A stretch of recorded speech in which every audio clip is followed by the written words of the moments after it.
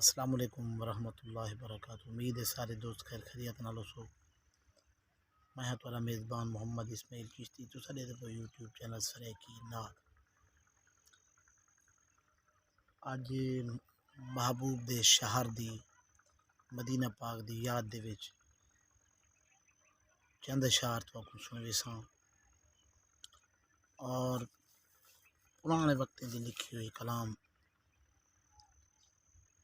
دعا کرے سو اللہ پاک انہیں چند اشارے کو اپنے حبیب دی بارگاہ قبول و مقبول فرماوے۔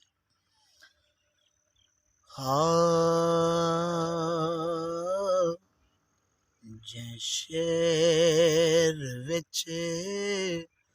عربی وسے او شہر پیا لگ دے میٹھا، جے شہر وچ عربی وسے او شہر پیا لگ دے میٹھا، جے دیس تے ہوندے سجاں او وی صدا لگ دے میٹھا، جے جا اتے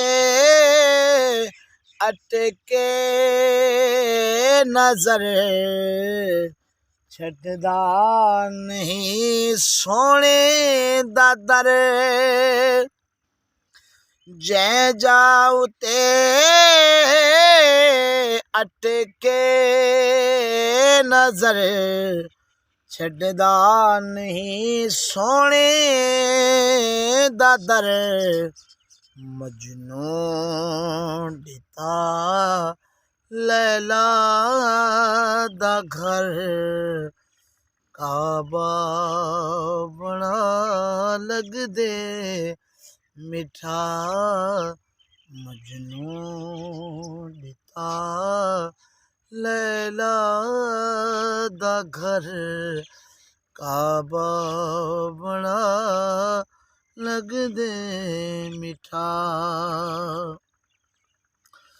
آئی موج تے دکھ قہر دا پیواں پیالہ زہر دا، آئی موج تے دکھ قہر دا پیواں پیالہ زہر دا، اپنے سجن دے شہر دا دشمن وڈا لگ دے میٹھا، اپنے سجن دے شہر دا دشمن وڈا لگ دے میٹھا، جیں دی گیا لجپال گے آئی دکھاں وچ حال گے، جیون تا سجنا نال ہے، جیون تا سجنا نال ہے، دیہی موت دا لگ دے میٹھا، جے دیس تے ہوندے سجاں او وی صدا لگ دے میٹھا،